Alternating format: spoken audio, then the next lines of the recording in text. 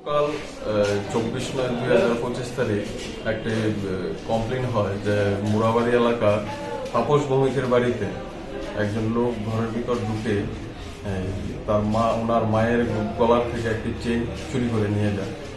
তখন ঘটনাস্থলে চোর যাওয়ার পথে একটি মোবাইল ফেলেছে। তখন উক্ত বিষয়টি নিয়ে শালগড় থানায় একটি মামলা হয়, যার মামলা নম্বর 90/2025। ওই মামলায় তদন্তকারী অফিসার মোবাইল নিয়ে তদন্ত শুরু করে। তখন দেখা যায় যে উক্ত মামলার আসামি বীরেন্দ্রনগর এলাকা পলাশ বণিক বাবা অজিত বণিক।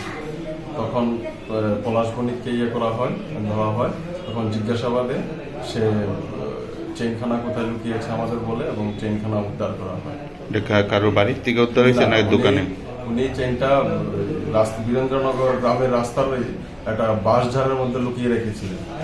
তো এটা আমরা সমস্ত প্রসিডিউর মেনে সিজ করব।